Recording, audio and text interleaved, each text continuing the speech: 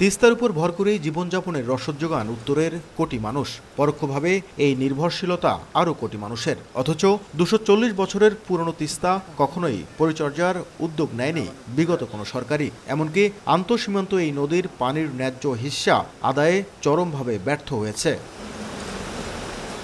তিস্তার আগ্রাসনে শুধু বাস্তুচ্যুত মানুষের সংখ্যাই বাড়ছে না, বাড়ছে সর্বস্ব হারানো মানুষের আর্তনাদ। খরা, বন্যা ও প্রতি বছরের উপর্যুপরি ভাঙ্গনে তিস্তা অববাহিকার ২ কোটি মানুষের জীবনে নেমে এসেছে মহা দুর্যোগ। ফলে দীর্ঘ সময় নদী পাড়ের বাসিন্দাদের দাবি, দুর্যোগে সাহায্য কিংবা ত্রাণ নয়, শুধুই তিস্তা সংস্কারের। আমরা কোনো চাল চাই না, ডাল চাই না, কোনো ত্রাণ চাই না। আমাদের কথা একটাই, আমরা এই তিস্তা ফলন চাই। দুর্নীতির বেড়াজাল থেকে যতদিন পানি উন্নয়ন বোর্ড বেরিয়ে আসবে না, ততদিন পর্যন্ত আমাদের এই তিস্তা নদীর কোনো কাজ হবে না। আন্তর্জাতিক নিয়ম নীতির তোয়াক্কা না করেই ভারত একতরফাভাবে তিস্তার পানি নিয়ন্ত্রণ করছে।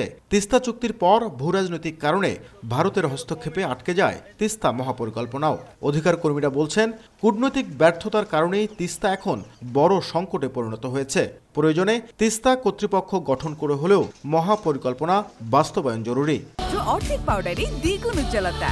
নতুন রিন অ্যাডভান্সড অর্ধেক পাউডারে দ্বিগুণ উজ্জ্বলতা। না আছে শাখা নদী, না আছে তলদেশ খনন করা, না আছে নিজদেশীয় ব্যবস্থাপনা, না আছে আন্তর্দেশীয় ব্যবস্থাপনা।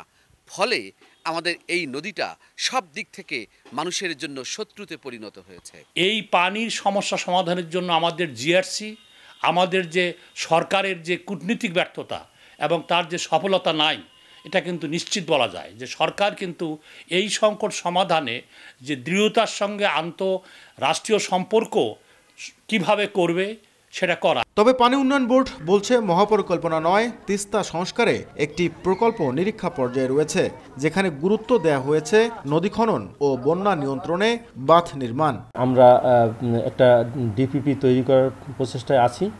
ডিপিপিটি হতে সময় লাগবে, তার বাইরে যেগুলো যদি ভাঙন দেখা দেয় আমরা সেখানে গত বছরের মতো জিও ব্যাগ পেলে ভাঙন প্রতিরোধের ব্যবস্থা করব। জলবায়ু পরিবর্তনের বিরূপ প্রভাবে খরাকালে তিস্তার ভূগর্ভস্থ পানির স্তর ক্রমাগত নামছে। অন্যদিকে তিস্তার মরণে অল্প পানিতেই বন্যা ও ভাঙনের মতো দুর্যোগ তৈরি হচ্ছে।